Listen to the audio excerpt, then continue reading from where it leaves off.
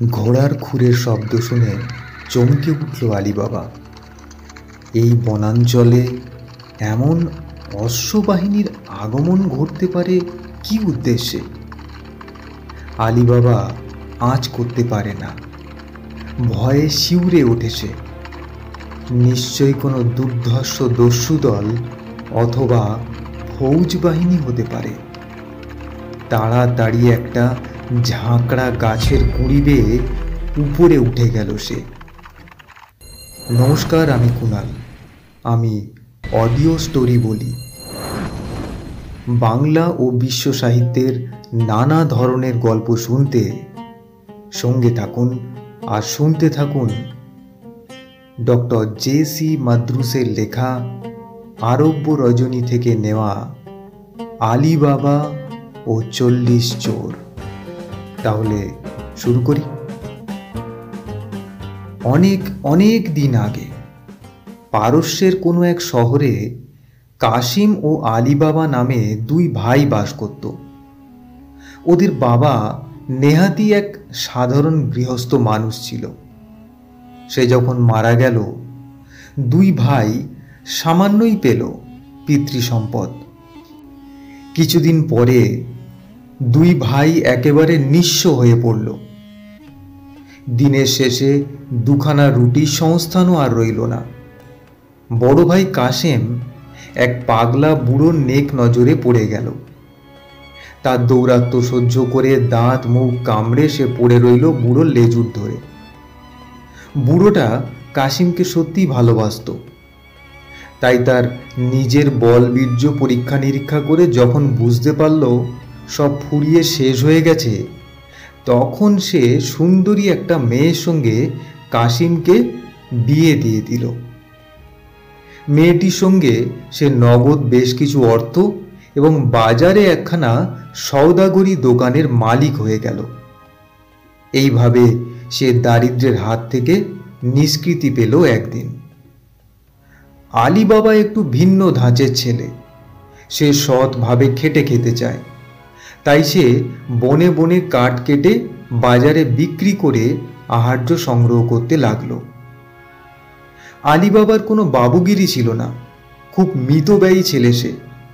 সারা দিন হাড় ভাঙা খাটুনি খেটে যা রোজগার করে, তার নামমাত্র খানাপিনায় খরচা করে বাকিটা সে সযত্নে জমিয়ে রাখে। কিছুদিন বাদে আলীবাবা তার সঞ্চিত অর্থ দিয়ে একটা গাধা কিনল। কিছুদিন পরে একটা, এবং তারও কিছুদিন পরে আরও একটা গাধার মালিক হলো সে। প্রতিদিন গাধা তিনটিকে সঙ্গে নিয়ে সে বনে যায়। তাদের পিঠে চাপিয়ে দেয় বেশ মোটা মোটা কাঠ। কাঠ নিয়ে শহরে ফিরে আসে। তিনটি গাধার মালিক হওয়ার পর কাঠুরেদের মধ্যে ভীষণ আদর ইজ্জত বেড়ে গেল আলীবাবার। এক সতীর্থ কাঠুরে তার কন্যাকে শাদী করার জন্য প্রস্তাব পেশ করলো আলীবাবার কাছে।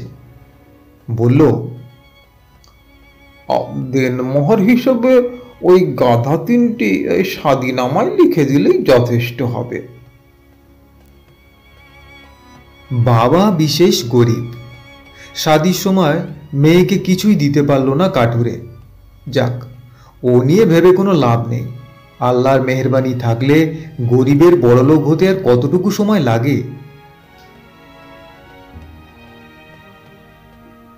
শাদীর কয়েক বছরের মধ্যে আলীবাবার বেশ কয়েকটি ফুটফুটে সুন্দর বাচ্চা কাচ্চা হলো।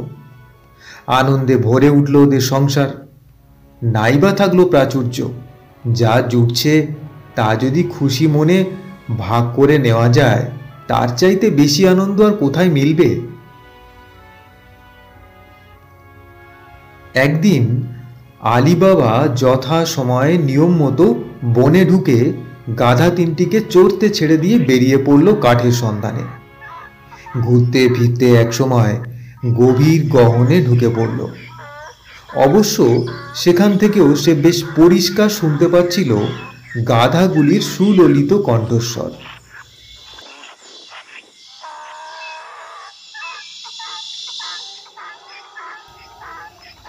কিন্তু কিছুক্ষণ পরেই গাধার রব ছাপিয়ে ঘোড়ার খুরের ধ্বনি শুনতে পেয়ে চমকে উঠল আলীবাবা।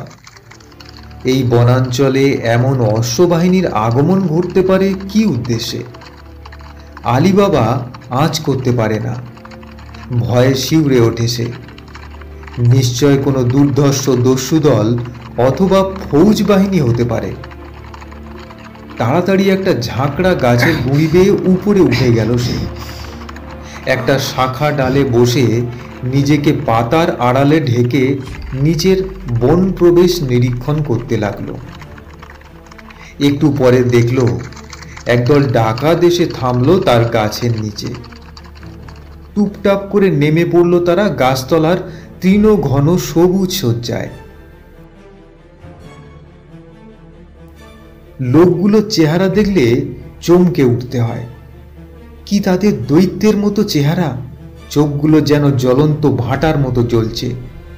সকলের দাড়ি দুভাগ করে দু গালের দিকে পাকানো, মুখের চোয়াল কঠিন, ভয়াল ভয়ঙ্কর ওদের চাহনি। মনে হয় অনেক চুরি ডাকাতি রাহাজানি নরহত্যার ফেরারি আসামি এরা। ওদের যে সর্দার, তার মুখের দিকে তো তাকাতে পারা যায় না। অমন কুৎসিত কদাকার বিভৎস মানুষ কখনো কল্পনাও করতে পারেনি আলীবাবা। জিনে ঝোলানো গোটা কয়েক থলে খুলে আনলো তারা। এক গোছা জবের শুকনো রুটি গোগ্রাসের সবাই খেতে লাগলো। গাছের ওপর থেকে আলীবাবা গুনে দেখল ওরা মোট 40 জন। খানাপিনা শেষ করে 40 চোর ঘোড়ার পিঠ থেকে বাক্স প্যাঁটরা নামিয়ে মাথায় তুলে গভীর জঙ্গল ভেঙে এগোতে লাগলো বনের মধ্যে। আলীবাবা গাছের শাখায় বসে দেখতে থাকলো ডাকাতগুলির ক্রিয়াকাণ্ড। পাহাড়ের পাদদেশে গিয়ে তারা থামল। সবাই সামানপত্র নামিয়ে সার হয়ে দাঁড়িয়ে পড়ল। চোর সর্দার পাহাড়ের দিকে মুখ করে চিৎকার করে উঠল,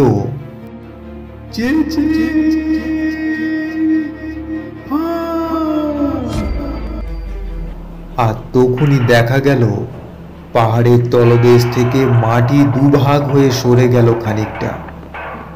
সর্দারের নির্দেশে এক এক করে সব সাগরেদরা সামানপত্র তুলে নিয়ে ফাটলের গর্তে ঢুকে গেল। সব শেষে নামলো সর্দার। আবার আওয়াজ উঠল,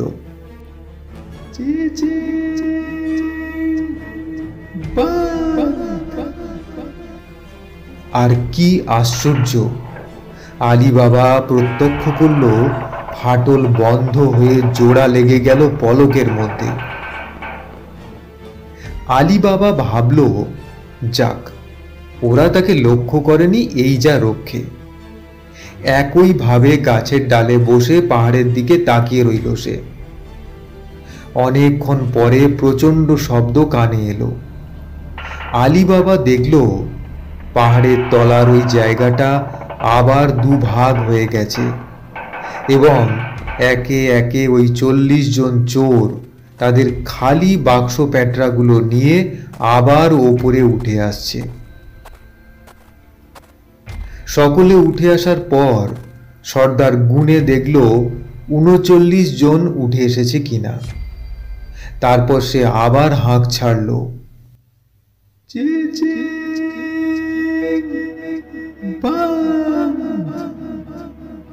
তৎক্ষণাৎ ফাটলের মুখ জোড়া লেগে গেল। ডাকাতগুলো আবার আলীবাবার গাছের দিকে এগিয়ে আসতে লাগলো। ভয়ে বুক শুকিয়ে গেল তার। যদি কোনো রকমে ওরা আলীবাবার অবস্থিতি টের পায় তবে আর রক্ষে রাখবে না, একেবারে কোতল করে ফেলবে। কিন্তু না, লোকগুলো এসে ওদের ঘোড়াগুলোর পিঠে চেপে আবার বন থেকে বেরিয়ে গেল। প্রাণে ভয়, অথচ অদম্য কৌতূহল মনে। আলীবাবা সেই মুহূর্তে ভুলে গেল ওর 3টি গাধার কথা, ভুলে গেল ওর বিবি বালবাচ্চাদের কথা। গাছ থেকে নেমে সে উঁকি ঝুঁকি মেরে এদিক ওদিক খুব ভালো করে দেখে নিল। না, কেউ কোথাও নেই। ডাকাতগুলো এতক্ষণে বন পেরিয়ে শহরের সীমায় পৌঁছে গেছে হয়তো। পায়ে পায়ে সে জঙ্গল ভেঙে পাহাড়ের দিকে এগিয়ে গেল। কিন্তু কি আশ্চর্য, কোথাও তো ফাটলের রেখা মাত্র দেখতে পেল না।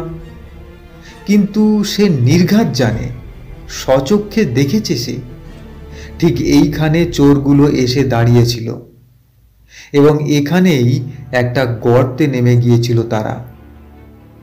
তবে কি পুরো ব্যাপারটাই ভেলকি? তবে কি চিচিং ফাঁক কথাটার মধ্যেই জাদুটা লুকিয়ে আছে? সেই মুহূর্তে আলী বাবা সব ভয় ঝেড়ে ফেলে চিৎকার করে উঠল, চিচিং ফাঁক! দুটি মাত্র শব্দ, কিন্তু তার কি আশ্চর্য জাদু! সঙ্গে সঙ্গে সামনের মাটি দ্বিধা বিভক্ত হয়ে গেল। আলী বাবা দেখল বিরাট একটা গুহার মুখ উন্মুক্ত হয়ে গেছে ওর সামনে, কিন্তু ভিতরটা মিশমিশে কালো অন্ধকারে আচ্ছন্ন। ভয়ে কেঁপে উঠল আলী বাবা। দৌড়ে পালাবে কিনা ভাবল, কিন্তু ভাগ্য তাকে আটকে রাখলো সেইখানে। সাহস করে উঁকি দিয়ে দেখার চেষ্টা করল। একটা সিঁড়ি নেমে গেছে, নিচে একটা প্রকাণ্ড ঘর। ঘরের দেওয়ালগুলো পাথর কোঁদা। কে বা কারা পাহাড়ের কঠিন শিলা কেটে বানিয়েছে। আল্লাহর নাম স্মরণ করে ধীরে ধীরে সিঁড়ি বেয়ে নিচে নেমে গেল। ওপরের ছাদটাও এবড়ো খেবড়ো পাথরের। ঘরের ঠিক মাঝখানে রাশি রাশি সামানপত্র পালা দেওয়া ছিল। গাঁট গাঁট দামি রেশমি কাপড়, কতগুলো বাক্সে চাঁদির চাই ভর্তি, কতগুলোয় সোনার দিনার। এছাড়া আরো কত শত দামি দামি সাজ পোশাক, অলংকার, নানাবিধ শখের সামগ্রী, খাবার দাবার। আলী বাবা দেখতে পেল ঘরের এক কোণে দেওয়াল ঘেঁষে স্তূপ করে রাখা রয়েছে হাজার হাজার জড়োয়া গহনা, মূল্যবান মণিমাণিক্য। এক কথায় সারা ঘরময় ঐশ্বর্যের মেলা। পা ফেলতে গিয়ে পায়ে জড়িয়ে যায় দামি দামি হার, পায়ের মল, মাথার টায়রা, আরো কত কি।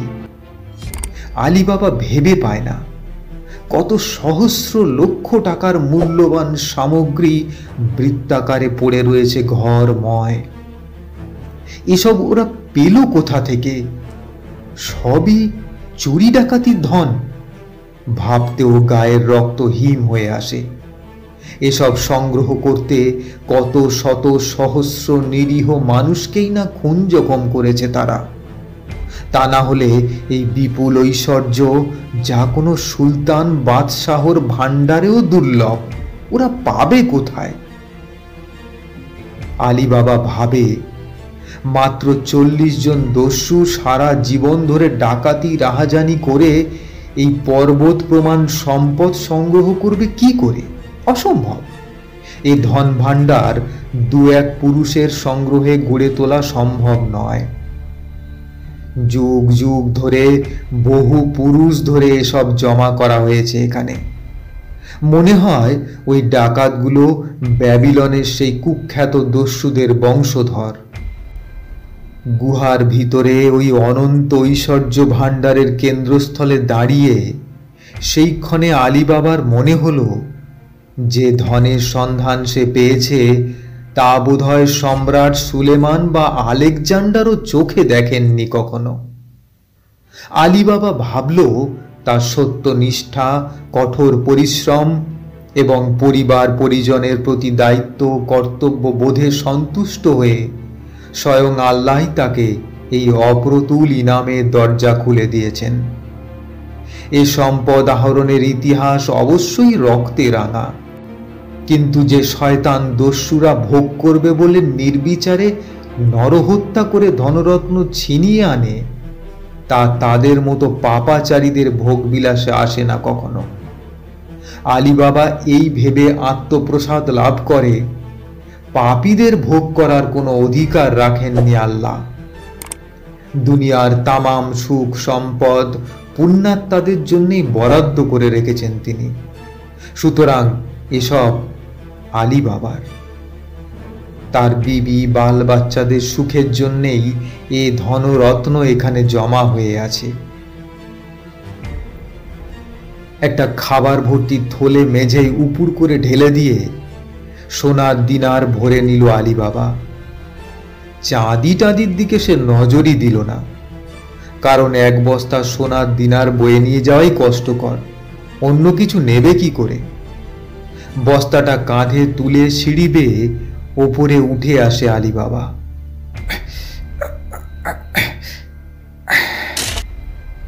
গুহার মুখের ধাপে নামিয়ে রেখে আবার নিচে নেমে যায়।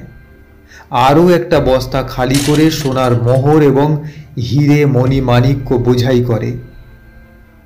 এইভাবে এক এক করে অনেকগুলি বস্তা সে মহামূল্যবান ধনরত্ন বোঝাই করে সিঁড়ির ওপরের ধাপে নিয়ে আসে।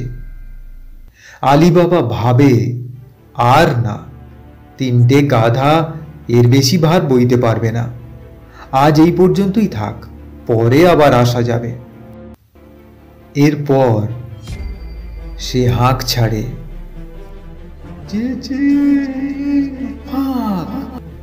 আর সঙ্গে সঙ্গে গুহার মুখটা খুলে যায়। আলী বাবা ওর গাধা 3টিকে নিয়ে আসে, বস্তাগুলো সমান ভাগ করে চাপিয়ে দেয় ওদের পিঠে। তারপর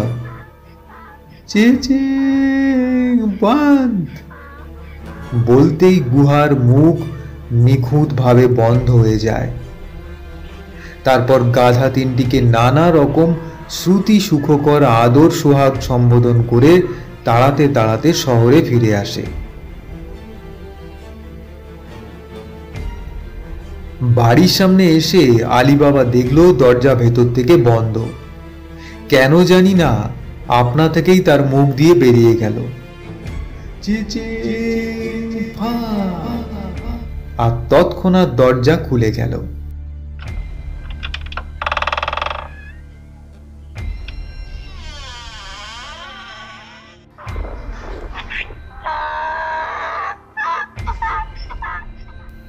গাধাগুলোকে নিয়ে ভিতরে ঢুকলো আলী বাবা।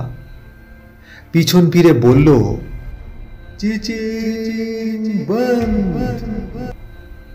আর তখনই বন্ধ হয়ে গেল দরজাটা।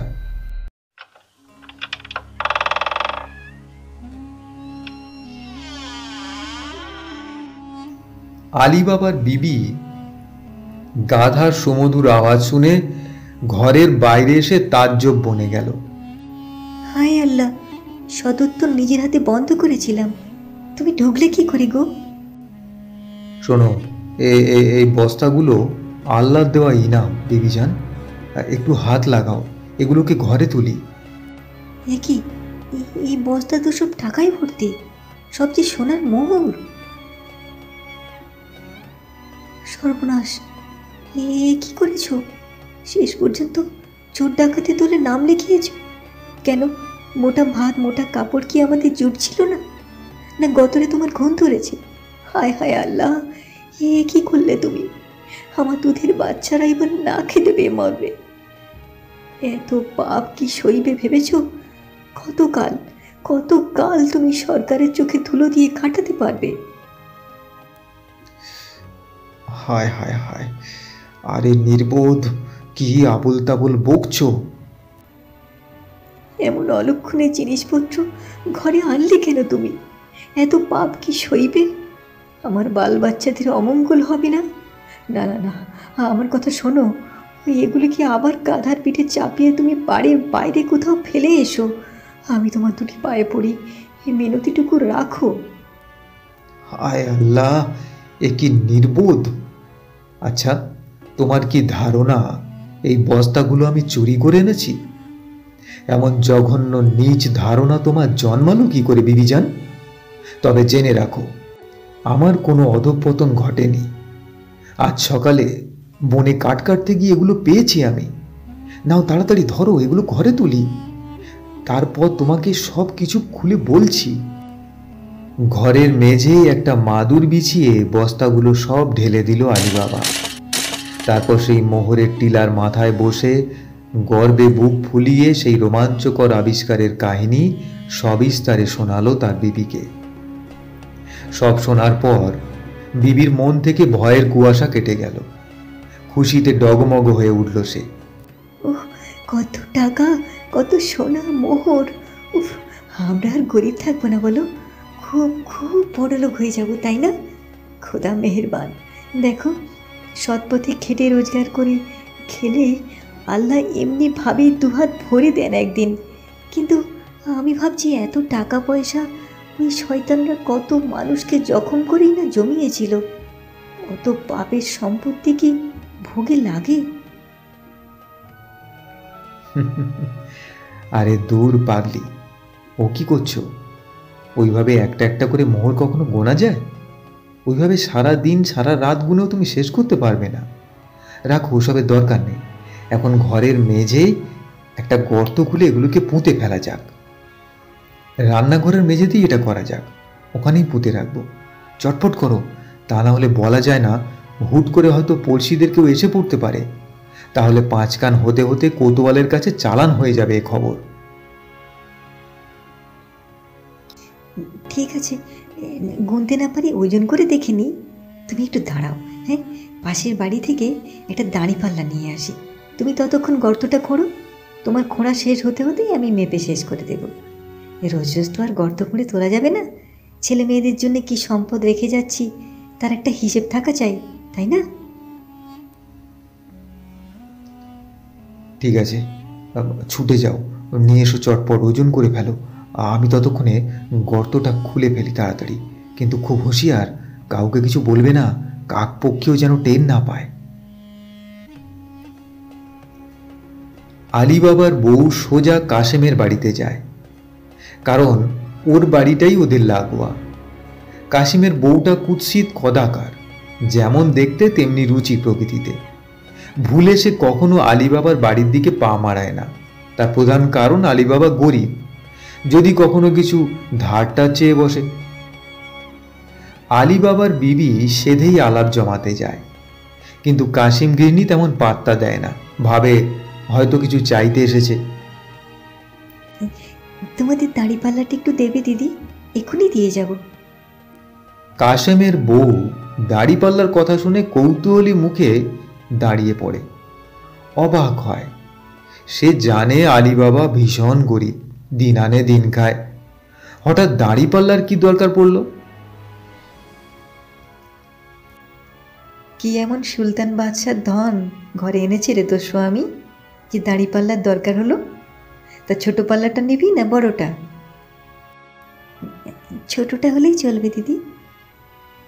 কাশিমের বিবি বাজিয়ে দেখে নিতে চায় আলীবাবা কি পরিমাণ মালপত্র ঘরে এনেছে। কাশিমের বউ রসুইখানায় ঢুকে পাল্লাটা বের করে আনে। তার আগে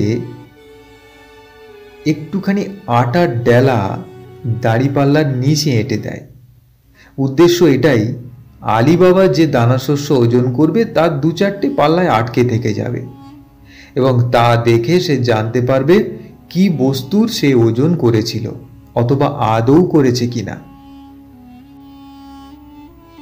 এই নে ভাই, উপরের মইয়ে তোলা ছিল তো, তাই পারতে একটু দেরি হয়ে গেল। আলীবাবার বিবি পাল্লাটা এনে চটপট মাপতে লেগে গেল। এক একটা পাল্লা মাপা হয়, আর এক একটা কাঠকয়লার দাগ কেটে সে মেঝেতে হিসেব রাখে। এইভাবে অনেক তাড়াহুড়ো করে মাপা সত্ত্বেও সন্ধ্যা গড়িয়ে যায়। আলীবাবার গৃহিণী ভাবতে পারেনি ওজন করতে এত সময় লাগবে। কাসেম বউকে সে বলে এসেছিল একটু পরেই ফিরিয়ে দিয়ে যাবে। ইস, বউটা কি ভাবছে তার সম্বন্ধে? যাই হোক, ওজন শেষে রসুইখানার গর্তে বোঝাই করে মাটি চাপা দিয়ে দিল দুজনে। তারপর পাল্লাটা তুলে নিয়ে ছুটে গেল কাশেমের বাড়িতে। এই যে দিদি, বড্ড দেরি হয়ে গেল, কিছু মনে করো না যেন। আলীবাবার বিবি ঘরে ফিরে এলো, কিন্তু সে বুঝতে পারল না কাশেমের বউয়ের কারসাজির ফাঁদে সে পা দিয়েছে। পাল্লায় লেপে দেওয়া আটার সঙ্গে আবদ্ধ হয়ে রয়েছে একটা স্বর্ণ মুদ্রা। আলী বাবার বিবি ফিরে গেলে কাশিমের ধূর্ত বউ পাল্লাটা মেলে ধরে দেখল, না, গম ভুট্টা কোনো কিছুই নয়, আটার সঙ্গে সেঁটে রয়েছে একটা সোনার মোহর। ঈর্ষা আর পরশ্রী কাতরতায় আগুনে দপ করে জ্বলে উঠল তার বুকের পাঁজর। সোনার মোহর? এত টাকার মালিক সে? গুণে শেষ করতে পারবে না বলে পাল্লা দিয়ে ওজন করতে হয়? ওরে বাবা, আমার কি হবে? কাশেমের বউয়ের মাথাটা ঝিমঝিম করে ওঠে। হা হুদাসে পুড়ে যেতে থাকে তার কলিজা। বিবর্ণ ফ্যাকাশে হয়ে যায় তার মুখ, অনর্গল অভিসম্পাদ নিঃসৃত হতে থাকে মুখ দিয়ে। খোদা, খোদা, একমাত্র তুমি এর বিহিত করতে পারো। ওই ছ্যাটা বেহুদেটা এত সোনা পেল কোথায়? ওর সব সোনা যেন উড়ে পুড়ে যায়, আল্লাহ, উড়ে পুড়ে যায়। তাহলে পীরের দরবারে সিন্নি দিয়ে আসবো আমি। সারা বাড়ি ময় দাপাদাপি করতে লাগলো সে, প্রায় উন্মাদিনীর মতো অবস্থা। কাশেম সন্ধ্যার অনেক পরে দোকানপাট বন্ধ করে বাড়ি ফেরে। ততক্ষণ পর্যন্ত ধৈর্য ধরে সে বসে থাকতে পারে না। তখনই সে দোকানে চাকর পাঠালো। শিগগিরই যা, দেখে নিয়ে আয় তোর মনিবকে, বলকে যে আমার শরীর খারাপ। কাশেম অসময়ে দোকানপাট বন্ধ করে ঘরে ফিরে আসে। তাকে দেখা মাত্র কাশিম বিবির ক্রোধ, ক্ষোভ, আক্রোশ শতগুণ হয়ে শিলাবৃষ্টির মতো বর্ষিত হতে থাকে। বিবি কেন এত উত্তপ্ত কিছুই আঁচ করতে পারে না কাশেম। কাছে এগিয়ে সে গলায় খুব দরদ ঢেলে জিজ্ঞাসা করতে যায়, কি হয়েছে বিবি জান? তোমাকে এত উত্তেজিত দেখছি কেন? থাক, ও তো আর শুকনো সোহাগ জানাতে হবে না। বলি, চোখ কানের মাথা কি একেবারে খেয়ে বসে আছো নাকি? কেন, কি হয়েছে? আমার মাথা হয়েছে। এই দেখো, দেখো কি হয়েছে। এই বলে সোনার মোহরটা সে কাশিমের নাকের ডগায় ছুঁড়ে মারল। দেখো, চোখ মেলে দেখো একবার। তোমার গুণধর ভাইটির বাড়ি থেকে খয়রাতি এসেছে আমার ঘরে। তুমি তো একখানা দোকানের মালিক হয়ে গর্বে মাটিতে পা রাখো না। তোমার অহংকার, তোমার মতো রোজগার আর করতে পারে না কেউ। কিন্তু ভুল, ভুল সব তোমার মিথ্যে অহংকার। তোমার ভাইয়ের মাত্র 3টে গাধা জ্বালানির লোকড়ি বেচে খায়। তার ঘরে আজ টাকা রাখার জায়গা নেই। এত টাকা হাতে গুনতে পারে না। আমার কাছ থেকে দাঁড়িপাল্লা নিয়ে গিয়ে ওজন করে দেখতে হয়। আর তুমি একটা অপদার্থ। আমার বাপের তৈরি করা একটা দোকান হাতে পেয়েও সেটাকে ফুলিয়ে ফাঁপিয়ে মোটা পয়সায় ঘরে আনতে পারো না। কাশিম ভেবে পায় না এ কথার কি জবাব দেবে, কিন্তু জাহাবাজ বউ ছাড়বার পাত্রী নয়। হিংস্র বাঘিনীর মতো সে ঝাঁপিয়ে পড়তে চায় তার স্বামীর ওপর। না, চুপ করে মুখ বুঝে সহ্য করলে চলবে না। যাও, তোমার ভাই রত্নটিকে গিয়ে জিজ্ঞাসা করো কোথায় পেল সে এত মোহর, কি তার সূত্র, আমি জানতে চাই। বিবির যুক্তিতর্কে কাশিম বুঝতে পারল যে কোনোভাবেই হোক তার ভাই আলী বাবা নিজের ভাগ্য বিবর্তন ঘটিয়েছে। ভাইয়ের সৌভাগ্যের কথা শুনে সেও কিন্তু খুশি হতে পারল না। হিংসায় কাতর হয়ে পড়ল সে। একটু পরে প্রকৃত ব্যাপারটা কি জানার জন্যে কৌতূহলী হয়ে সে আলী বাবার বাড়িতে এসে উপস্থিত হলো।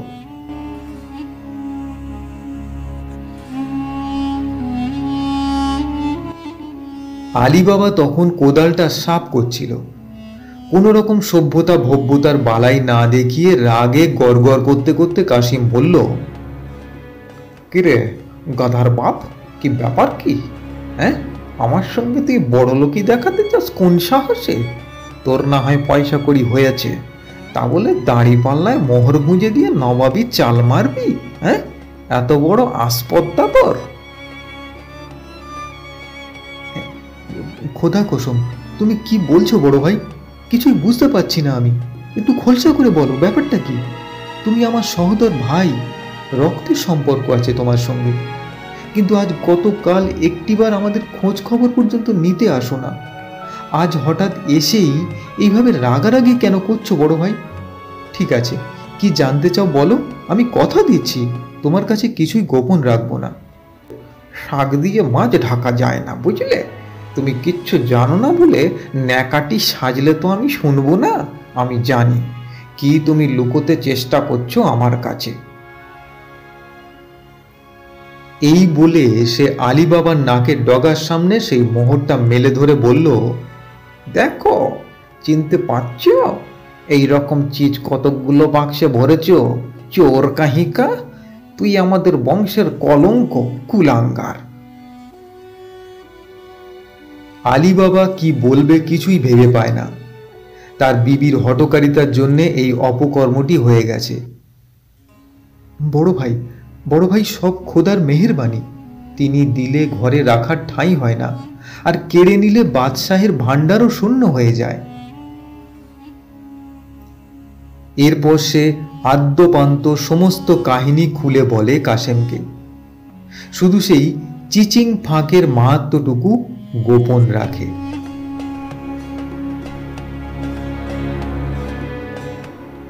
তুমি আমার সহোদর ভাই, তোমার সঙ্গে আমার লুকোচাপা কিছু থাকতে পারে না দাদা। আমি যা পেয়েছি, যা ঘরে এনে তুলেছি, তাতে আমার যেমন অধিকার, তোমারও তেমনই সমান অধিকার আছে। তুমি এসো, ঘরের ভিতরে এসো, সমান আধা আধি বখরা করে নিয়ে যাও। আমি তোমাকে খুশি মনেই দিচ্ছি।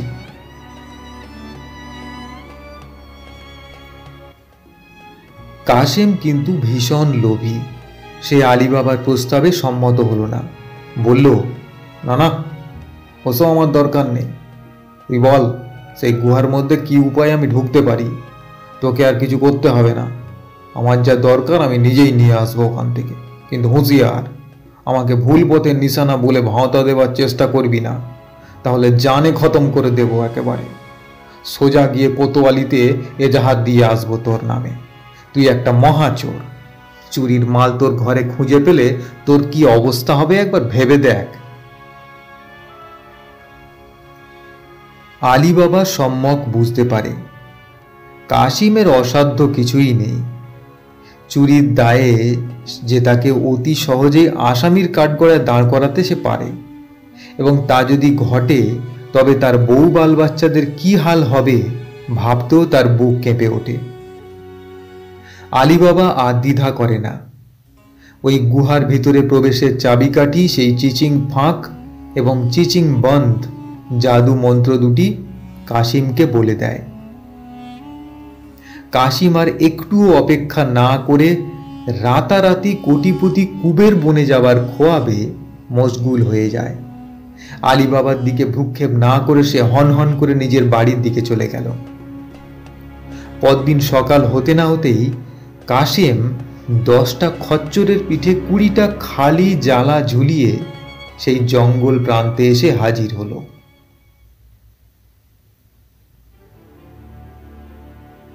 আলী বাবার পট নির্দেশ মতো এগোতে এগোতে একসময় সেই পাহাড় পাদদেশের নির্দিষ্ট স্থানটিও সে খুঁজে পেল। কাশেমের সর্বাঙ্গ এক অভূতপূর্ব পুলকে রোমাঞ্চিত হয়ে ওঠে।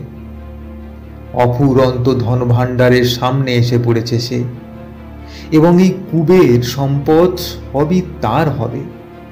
সে হবে জগতের সবচেয়ে সেরা ধনী মানুষ। উফ, ভাবতেও সারা শরীর শিরশির করে ওঠে তার।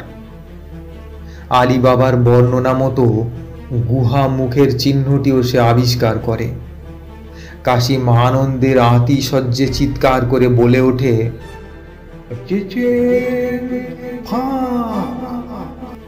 আর কি আশ্চর্য, সঙ্গে সঙ্গে পাহাড় পাদদেশের মাটিতে ফাটল ধরল। ক্রমশ সে ফাটল বিস্তৃত হতে হতে একটা গর্তের মতো হয়ে গেল। কাশিম ঝুঁকে পড়ে দেখতে পেল একটা পাথরের সিঁড়ি নিচে নেমে গেছে। আলী বাবা যেমনটি বর্ণনা করেছিল হুবহু একই রকম সব মিলে গেল। কাশিম আর ধৈর্য রাখতে পারল না, তাড়াতাড়ি নিচে নেমে গেল, এবং প্রায় সঙ্গে সঙ্গেই আবার ফাটলটা জোড়া লেগে গুহার প্রবেশপথ বন্ধ হয়ে গেল। তা যাক, কাশিম ভাবে খোলার জাদুও তো তার জানাই আছে, ও নিয়ে এখন মাথা ঘামিয়ে লাভ নেই। এখন দেখতে হবে কোথায় কি আছে ধন দৌলত এবং কিভাবে সেগুলোকে বস্তাবন্দি করে ওপরে ওঠানো যাবে, তারই ফন্দি ফিকির ভাসতে থাকে সে।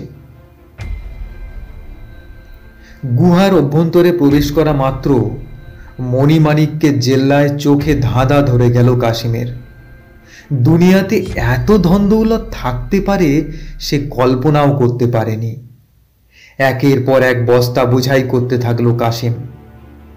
শুধু সোনার মোহর আর দামি দামি রত্ন মণি ছাড়া আর কোনো কিছুই সে নিল না। কতই বা নিতে পারবে সে? মাত্র 10টা খচ্চর সঙ্গে এনেছে, ওরা কত ভারী বা বইতে পারবে? বস্তাগুলো ভরে একে একে টেনে সিঁড়ির তলায় এনে রাখলো কাশিম। এবার গুহার মুখ খুলে বাইরে বেরোনোর পালা। কিন্তু সেই যে কি ফাঁক, দূর ছাই, কিছুতেই তো মনে পড়ছে না। সর্বনাশ! অনেক চেষ্টা করেও চিচিং শব্দটা সে কিছুতেই মনে করতে পারে না। মুহূর্তে কাশেমের মুখ বিবর্ণ হয়ে ওঠে, ভয়ে গলা কাঠ হয়ে আসে। জোরে সে চিৎকার করে ওঠে, সেম ফাঁক! আরে খুলছে না, পটল ফাঁক! কি বিপদ, খুলছে না কেন? আর তরমুজ ফাঁক!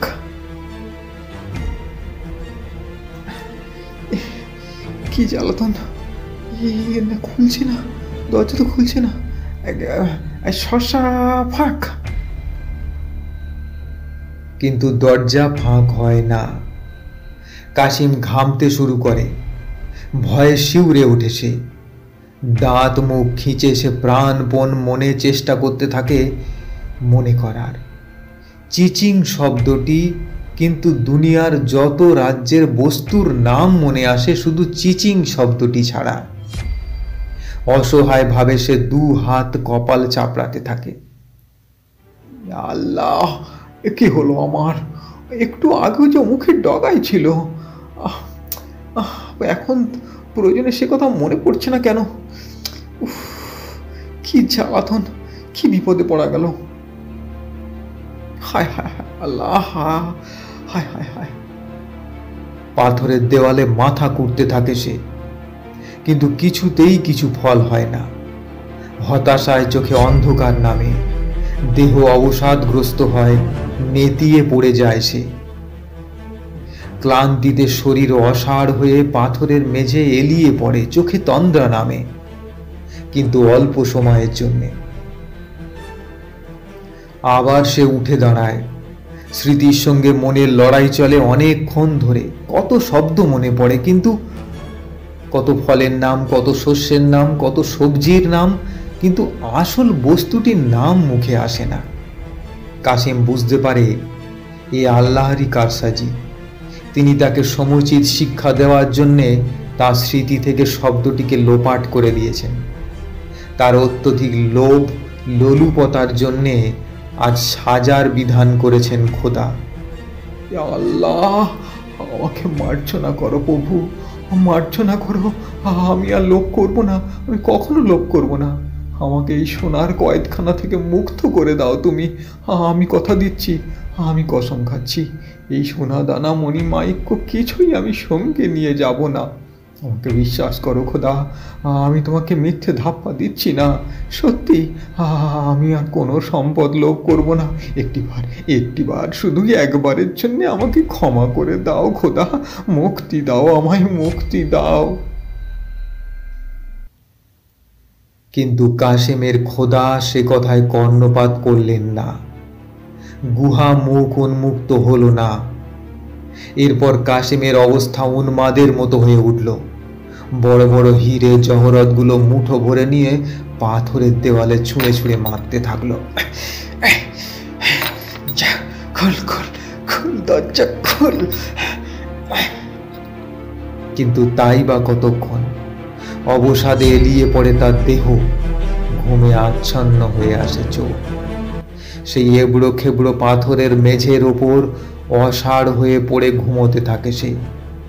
ঘুমিয়ে ঘুমিয়ে সে স্বপ্ন দেখে হঠাৎ কারা যেন গুহামুখ খুলে দিয়েছে। এক ঝলক সূর্যের আলো এসে পড়েছে তার মুখে। উহ, কি আরাম! এই অন্ধকারের মধ্যে কি মুক্তির আশ্বাস! কিন্তু ও ও কাদের পায়ের শব্দ? মনে হয় একদল জাঁদরেল মানুষ সশব্দে নিচের দিকে নেমে আসছে।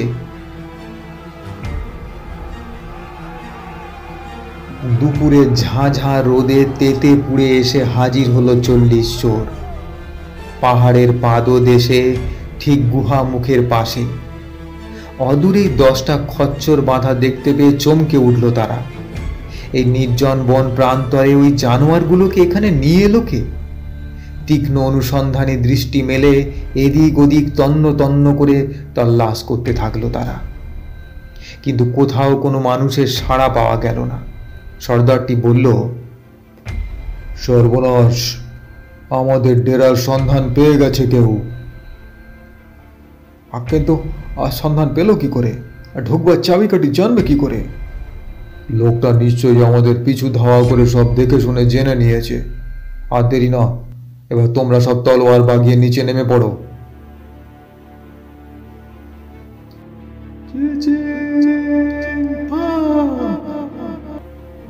গুহার মুখ খুলে গেল।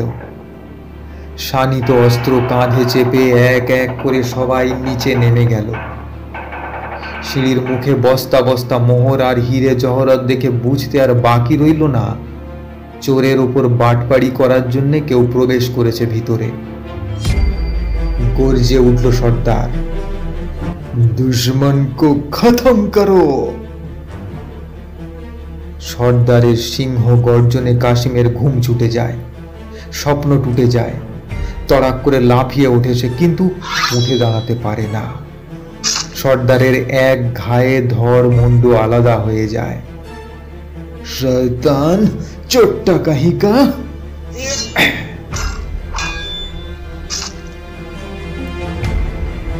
কাশিম আর্তনাদ করার সুযোগটুকুও পায় না। তার নিষ্প্রাণ দেহটার উপর কোপের উপর কোপ বসিয়ে খণ্ড বিখণ্ড করে ফেলতে থাকে। তারপর সাগরেদদের হুকুম করে, इसको बाहर ले जाओ, इस लाश को बाहर में फेंक दो। এইভাবে কাশিমের মৃতদেহটা 6 টুকরো আকারে একটা বস্তাবন্দি অবস্থায় নিক্ষিপ্ত হয়ে গুহার মুখের কাছেই পাহাড়ের পাদদেশে পড়ে রইল। এই হলো তার পরিণতি।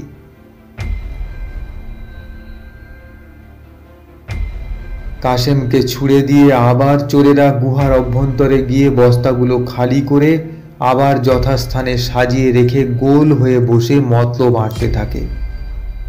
কিন্তু অনেক জল্পনা কল্পনার পরেও কেউ কোনো সূত্র উদ্ভাবন করতে পারে না। কে এই লোকটা, আর কি করেই বা সে তাদের অনুসরণ করে গুহার দরজা খোলার গুপ্ত মন্ত্র জানতে পারল? কিছুই কেউ অনুমান করতে পারল না। সর্দার বলল, এই জঙ্গলের পরে ফাঁকা মাঠ, মাঠ পেরিয়ে শহর, এছাড়া এদিকে কোনো জনবসতি নাই। আমার ধারণা বেটা এই শহরের কোনো অঞ্চলে বসবাস করত। নিশ্চয়ই সেখানে তার বউ, ছেলে মেয়ে বা অন্য আত্মীয় স্বজন আছে। তারা চিন্তিত হয়ে বসে আছে তার জন্যে। তো এখন আমাদের কাজ তাদের খুঁজে বের করা। অত বড় শহর, কত শত সহস্র মানুষের বাস, কত জনপদ অলিগলি ইয়াত আছে। তার মধ্যে কে বা কারা আপনজনের প্রতীক্ষায় রয়েছে, পচিয়ে বসে আছে, কি করে আন্দাজ করা যাবে?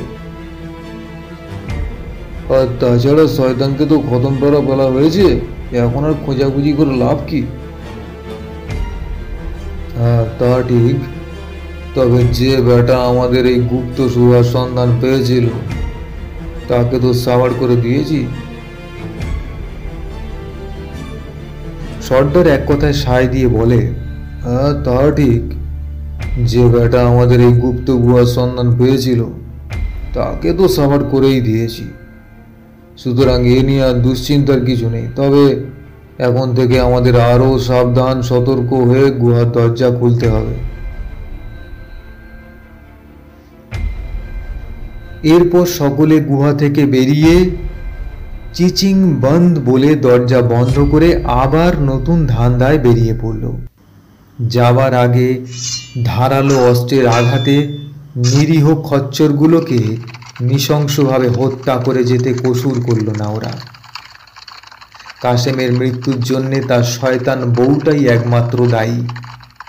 সে যদি ওই মোহরটা দেখিয়ে তার স্বামীকে প্রলুব্ধ না করত, তাহলে এইভাবে প্রাণ হারাতে হতো না তাকে।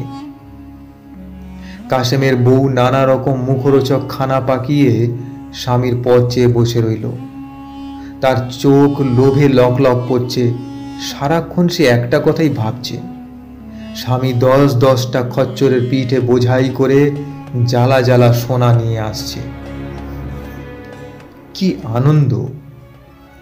অত সোনা সে রাখবে কোথায়, সেটাই সে ভাবতে লাগলো। এইসব রঙিন চিন্তায় চিন্তায় দিন শেষ হয়ে যায়। রাতের কালো ঘনিয়ে আসতে থাকে। এবার বউটা চিন্তিত হয়ে ওঠে। এই অন্ধকারে ওই জঙ্গলে তো জনমানুষ থাকে না। হিংস্র জন্তু জানোয়ারের আড্ডা। বেশি রাত করে ফিরতে গেলে বাঘ ভালুকের মুখে পড়বে না তো মানুষটা? কথাটা মাথায় আসতেই শিউরে উঠেছে। তাড়াতাড়ি ছুটে যায় আলী বাবার বাড়ি। আলী বাবা তখন দাওয়ায় বসে কুঠারে শান দিচ্ছিল। শোনো ছোট শিখ, রাত 1 প্রহর উতরে গেল, কিন্তু তোমার বড় ভাই তো এখনো ফিরল না। কি ব্যাপার বলো তো? বড় চিন্তা লাগছে মনে। ও এখনো ফেরেনি বুঝি? তা চিন্তার কিছু নেই বিবিজান। অমন ধন দৌলত নিয়ে দিনের আলোয় ফেরার অনেক ঝুঁকি আছে। লোক জানাজানি হয়ে গেলে সরকারের কানে চলে যেতে পারে খবরটা। বড় ভাই আমার এদিকে দারুণ হুঁশিয়ার আদমি। এইসব 7-5 ভেবেই বোধহয় একটু বেশি রাত করেই রওনা দেবে। আলী বাবার কথায় যুক্তি ছিল। খানিকটা আশ্বস্ত হতে পারে বউটা। আলী বাবা বলে, তা এখানেই বসো না একটু, আমার মনে হয় এখনই সে এসে পড়বে। রাত বাড়তে লাগলো, কিন্তু কাশেম ফিরল না। বউটা আবার অধৈর্য উৎকণ্ঠায় আলী বাবাকে জিজ্ঞাসা করে, হ্যাঁ, এখনো কি তুমি মনে করছো এই নিশুতি রাতে সে ফিরে আসবে? না বিবিজান, আজ আর তার ফেরার কোনো আশা দেখছি না। আমার মনে হচ্ছে মালপত্র বস্তাবন্দি করতেই তার সন্ধ্যা গড়িয়ে গেছে। জঙ্গলটা জব্বর, সাপখোপ তো আছেই, মানুষ কেউ জন্তু জানোয়ারদেরও অভাব নেই। তাই বোধহয় সে গুহা থেকে বের হয়নি রাতের মতো। ঠিক করেছে কাল 7 সকালে কাকপক্ষী জাগার আগে সবার অলক্ষ্যে সে ঘরে এসে পৌঁছবে। তুমি কোনো দুশ্চিন্তা করো না বউ, কাল সকালে বড় ভাই ফিরে আসবে। তুমি মিলিয়ে নিও আমার কথা। কিন্তু আলী বাবার ধারণা সত্য হলো না। পরদিন অনেক বেলা হলো, তবু কাশেম ফিরে এলো না দেখে আলী বাবাও চিন্তিত হয়ে পড়ল। না, আর তো চুপচাপ ঘরে বসে থাকা যায় না বউ, আমি একবার দেখে আসি কি হলো তার। খচ্চর 3টিকে সঙ্গে করে জঙ্গলের পথে রওনা হয় সে। পাহাড়ের কাছে এসে কাশিমের 10টা খচ্চরের বিচ্ছিন্ন দেহ আর রক্তের ঢল দেখে সে আঁতকে ওঠে। কি সর্বনাশ! এ কি সর্বনাশ! তবে তো তার ভাই তো আর জীবিত নেই। নিশ্চয়ই ডাকাতদের হাতে ধরা পড়ে তার জান শেষ হয়েছে। ভীত কম্পিত কণ্ঠে সে কোনো রকমে উচ্চারণ করতে পারে,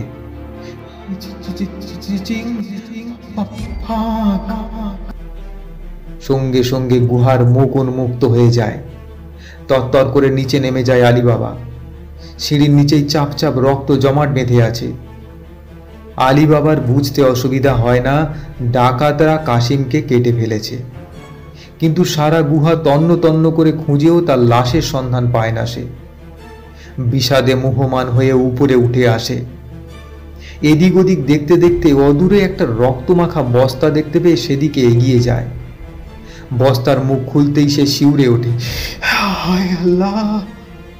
ডাকাতরা তার দাদাকে টুকরো টুকরো করে কেটে বস্তায় পুড়ে ফেলে রেখে গেছে। চটপট সে বস্তাটাকে খচ্চরের পিঠে চাপিয়ে বাড়ির পথে রওনা হয়। আলী বাবার কেনা বাঁধি মারজানা বয়সের তরুণী, শক্ত সামর্থ্য, দেহ বল্লভী, শানিত তলোয়ারের মতো। বাড়ির দরজায় পৌঁছেই আলী বাবা মারজানাকে ডাকে, মারজানা, মারজানা। জি জি মালিক। মনিবের সাড়া পেয়ে ছুটে আসে মারজানা। আলী বাবা বলে, বস্তাটা একটু হাত লাগাতো মা। দুজনে ধরাধরি করে কাশেমের খণ্ডিত দেহভর্তি বস্তাটা ঘরে নিয়ে গিয়ে তোলে। বুদ্ধিমতী মারজানা পলকেই বুঝে নেয় ব্যাপারটা কি। আলী বাবা বলে, মা মারজানা, আমি জানি তোর অনেক বুদ্ধি। এখন যে বিপদ সামনে তাকে সামলাবার মতো মগজ আমার নেই। তুই একটা উপায় বাতলা যাতে সব দিক রক্ষা হয়। আপনি কিছু চিন্তা করবেন না বাজান, সব আমি সামলে দিয়ে দেব। দাদার দেহটাকে কবর দিতে হবে, তার একটা ব্যবস্থা করা দরকার। কিন্তু এই টুকরো টুকরো করা লাশ দেখলে পাড়াপড়শি আঁতকে উঠে হাট বসিয়ে দেবে বাড়িতে। আপনি কি পাগল হয়েছেন আব্বাজান? এই অবস্থায় গড়ে দেওয়া যায়? আমি সেই ব্যবস্থা করতে যাচ্ছি। ভালো মুচি দেখে এমন নিখুঁতভাবে সেলাই করিয়ে নেব যে দেখলে আপনি তাজ্জব বনে যাবেন, সেলাইয়ের জোরও খুঁজে পাবেন না। কাশেমের বউ খণ্ডিত দেহ স্বামীকে দেখে ডুকরে কেঁদে উঠতে চায়। মারজানা তার মুখে হাত চাপা দিয়ে বলে, একদম কাঁদবেন না চাচি, সর্বনাশ হয়ে যাবে। দাঁড়ান, আগে আমি বিধি ব্যবস্থা করি, তারপর যত পারেন কাঁদবেন। কাশিমের বউ ব্যাপারটার গুরুত্ব বুঝে চুপ করে যায়। মারজানা দ্রুত পায়ে পাড়ার হাকিমের দাওয়াখানায় চলে আসে। হাকিম সাহেব, আমার চাচা বহুত বিমার আছে, বুকে কফ জমেছে, দর্দ भी আছে, ভাত বন্ধ হয়ে গেছে, জলদি দাওয়াই দিন মেহরবানি করে। হাকিম আরও অনেক জিজ্ঞাসাবাদ করে এক শিশি ওষুধ দিল মারজানাকে। বলল, বিমার বড় খারাপ বেটি, আজ রাতটা যদি টেকে তবে আশা আছে খানিকটা। তো যাই হোক, কেমন থাকে কাল সকালে আমাকে জানিয়ে দিও। পরদিন সকালে মারজানা কাঁদতে কাঁদতে দাওয়াখানায় ঢুকে বলে, না হাকিম সাহেব, কোনো উপকার হলো না, রোগী আরো খারাপ হয়ে পড়ছে, আপনি আরো ভালো দাওয়াই দিন। দাওয়াইতে আর কোনো কাজ হবে না মা, তো এবার খোদার নাম জপ করতে বলোগে যাও। রাত শেষ হয়ে এলো।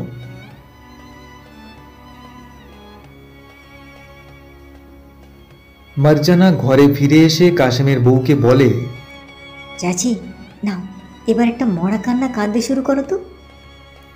এই বলে সে নিজেও কাঁদতে বসে যায়। মরার খবর বাতাসের আগে যায়। মুহূর্তে পাড়াপড়শি সবাই জেনে যায় আলী বাবার বড় ভাই কাশেম মাত্র দুদিনের বিমারে ইন্তেকাল হয়েছে। মারজানা ভাবল, একটা পর্ব তো চুকলো, কিন্তু এখন আসল কাজ বাকি। হন হন করে সে ছুটল শহর প্রান্তের সুদক্ষ কারিগর এক মুচির বাড়ি। লোকটার হাতের কাজ বড় চমৎকার। এর আগে সে ওর দোকান থেকে জুতো বানিয়ে এনেছে, যেমন গড়ন তেমনি সূক্ষ্ম সেলাই। মুচি তখন তার দোকানে বসে জুতো তৈরি করছিল। মারজানা মুখে মধু ঢেলে বলে, শেখ মুস্তাফা, আজ তোমাকে আমার বড় দরকার। আমার বাড়িতে গিয়ে একটা খুব দরকারি কাজ করে দিতে হবে, তবে হ্যাঁ, তার জন্য আমি তোমাকে পুষিয়ে দেব। এই বলে সে গোটা একটা মোহর বাড়িয়ে দেয় মুচির দিকে। সোনার মোহরটা চোখে দেখেও বিশ্বাস করতে পারে না মুচি। সারা মাস ধরে খাটলে দুটো মোহর রোজগার হয় না, আর একদিনে একটা কাজের ইনাম আস্ত একটা মোহর। ফ্যাল ফ্যাল করে সে তাকিয়ে থাকে মারজানার মুখের দিকে। রসিকতা কিনা বুঝতে পারে না, তাই হাত পেতে নিতেও ভরসা হয় না তার। মার্জানা বুঝতে পারে, মোহরটা ওর হাতে গুঁজে দেয়, বলে, নাও, আর দেরি করো না, এক্ষুনি যেতে হবে। এটা তোমার কাজের আগাম, কাজ শেষ করে দিলে পুরো মজুরি পাবে। মেয়েটা বলে কি, একটা কাজের জন্য এই মোহর ছাড়া আরো পারিশ্রমিক দেবে? কি এমন কাজ? কাজটা কিন্তু খুব গোপনীয়, কসম খেয়ে বলতে হবে শেখ। এই জিন্দেগিতে কাউকে সে কথা বলতে পারবে না, এবং এই কারণেই তোমার যা যোগ্য মজুরি তার চেয়ে অনেক বেশি দেব তোমাকে। মুচি দু কানের লতি টিপে ধরে বলে, তবা তবা, আপনি বারণ করছেন তো সে কথা কাউকে বলতে পারি কখনো? হ্যাঁ, এই কসম খাচ্ছি, এই যদি কাউকে বলি তো আমার জিভ খসে পড়বে। তাহলে বিশ্বাস নেই বাবু, তুমি এক কাজ করো, এই ফের ঠিকানা দিয়ে চোখ দুটি বেঁধে নাও। আমি তোমাকে সঙ্গে করে নিয়ে যাব, আবার সঙ্গে করে দিয়ে যাব, তোমার কোনো অসুবিধা হবে না। আমি চাই না তুমি আমার বাড়ির ঠিকানা জেনে যাও। আর ঠিক আছে, তা ভালো হবে চাঁদ বানু। কি দরকার ঠিকানাপত্র মনে রেখে, হয়তো কে জানে কখন মনের খেয়ালে ফাঁস করে ভুলে ফেলবো। তার চেয়েই ভালো, আমার ইচ্ছে থাকলেও কাউকে বলতে পারবো না। তাহলে এসো, আর দেরি করো না, আমি নিজে হাতে তোমার চোখ দুটো ভালো করে বেঁধে দিই। মুচি মাথায় গিয়ে দেয়। মার্জানা সঙ্গে সঙ্গে একখানা কালো রঙের বড় রুমাল তার চোখে শক্ত করে বেঁধে তাকে নিয়ে রাস্তায় বেরোয়। এগলি সেগলি করে অনেক গোলক ধাঁধায় ঘুরিয়ে একসময় মুচিকে সে বাড়িতে নিয়ে এসে পৌঁছায়।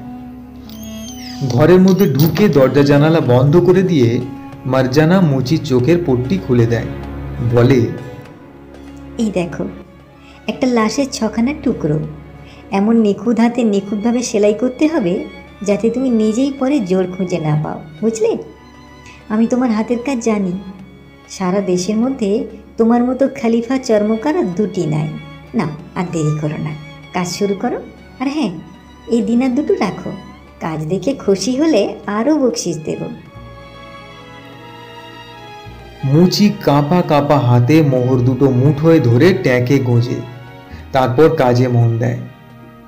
ঘণ্টা খানেকের মধ্যে কাশিমের দেহের টুকরোগুলো সুন্দরভাবে জোড়া লাগিয়ে দেয় মুচি। মার্জানা খুশি হয়ে বলে, বাহ, এ তো চমৎকার। এই নাও, ধরো তোমার বকশিস। মুচি তাকিয়ে দেখল আরও দুটি স্বর্ণমুদ্রা তার হাতের তালুতে এসে পড়েছে। আবার যথারীতি চোখে কালো রুমালের পট্টি বেঁধে এগলি সেগুলি ঘুরিয়ে মুচিকে তার বাড়িতে ফিরিয়ে দিয়ে এলো মার্জানা। এরপর শোক মিছিলের পর্ব। পাড়াপড়শিরা কাশেমের মরদেহ গোরস্থানে বয়ে নিয়ে গেল। তাদের পেছনে পেছনে মার্জানা তার চাচার জন্য ইনিয়ে বিনিয়ে কেঁদে কেঁদে চলল। এইভাবে যথা নিয়মে কাশেমের শেষকৃত্য সম্পন্ন হলো। এদিকে মাসখানেক পরে 40 চোর চুরি ডাকাতির পাঠ শেষ করে নিজেদের ডেরায় ফিরে এলো একদিন। কিন্তু আশ্চর্য, পাহাড়ের পাদদেশে এসে তারা কাশেমের লাশের টুকরো ভর্তি বস্তাটাকে খুঁজে পেল না। এবার সর্দার হুঙ্কার ছাড়ে, দুশ্মনের দেখছি শেষ হয়নি। আমরা যাকে খতম করেছি সে একা নয়। এখন তো তোমরা তার প্রমাণ পেলে, তাহলে পিছনে শত্রু রেখে আমরা কি করে নিশ্চিন্ত থাকতে পারি? সকলেই সমস্বরে বলে উঠল, নিশ্চয়ই, খুঁজে বের করতেই হবে, শত্রু শেষ রাখতে নেই। যেভাবেই হোক তাকে খুঁজে বের করতেই হবে। সর্দার বলল, শোনো, এই পাশের শহরের বাসিন্দা তারা, তাদের বাড়ির ঠিকানা আমার চাই। সব অংশে নিধান করতে হবে এদের সকলকে, তা নাহলে আমাদের ধন দৌলত কিছুই রক্ষা করা যাবে না, এমনকি জানেও বেঁচে থাকতে পারবো না। সুতরাং আজ থেকে জান প্রাণ লড়িয়ে দিতে হবে তাদের বাড়ির ঠিকানা খুঁজে বের করার জন্যে। আচ্ছা, এবার কে আগে ওই কাজে ঝাঁপিয়ে পড়তে চাও বলো, তাকে আজই ছদ্মবেশে শহরে ঢুকে পড়তে হবে। আর মনে থাকে যেন, ভুল খবর এনে আমাকে ফালতু হয়রান করলে তার গর্দান নিয়ে নেব আমি। সর্দারের এই শর্ত মেনে নিয়ে চোর দলের একজন এগিয়ে এসে বলে, আমি যাবো সর্দার, আমি খুঁজে বার করব। দরবেশ বেশে চোরটা সারা শহরের নানা বসতবাড়ি দোকানপাট ঘুরতে ঘুরতে কয়েকদিন পরে সেই মুস্তাফা মুচির দোকানের সামনে এলো। তার এক হাতে ভিক্ষাপাত্র, অন্য হাতে ধূপদানি। মুচি তখন নিবিষ্ট মনে একজোড়া জুতো সেলাই করছিল। দরবেশ চোর চুপচাপ দাঁড়িয়ে তার নিপুণ হাতের কারুকার্য দেখতে থাকে। একসময় মুচি মুখ তুলে দরবেশকে দেখে স্বাগত জানায়। দরবেশ চোর বাহবা দিয়ে বলে, বাহ, এই বয়সেও তোমার হাতের কাজ তো বড় সূক্ষ্ম দেখছি। তা ফকির সাহেব, খোদার মেহরবানিতে এখনো একেবারে সুতো পরাতে পারি। তো হাতের কাজ বলছেন, তো একটা মানুষকে আপনি 6 টুকরো করে দিন, আমি নিপুণভাবে সেলাই করে জোড় দিয়ে দেবো যে হাজার খুঁজেও আপনি তার জোড় পাবেন না।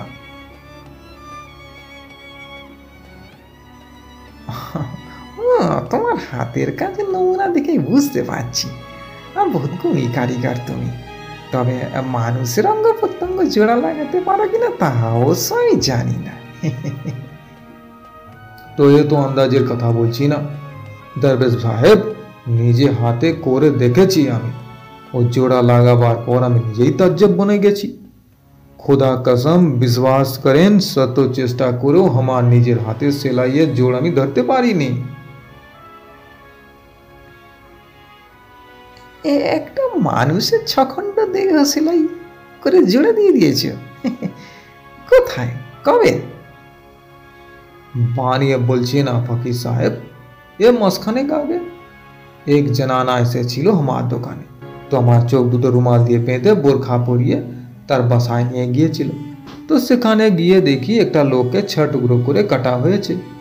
তো মেয়েটি আমার হাতে ঝকমকে মোহর গুঁজে দিল গোটা কাতে, বললে সূক্ষ্মভাবে সেলাই করে জুড়ে দিতে হবে, কাজ ভালো হলে বকশিস পাবে। আমিও দেখিয়ে দিলাম আমার কেরামতি। তো এমন কাজ করিয়ে দিলাম, দেখে খুব তারিফ করলো সে।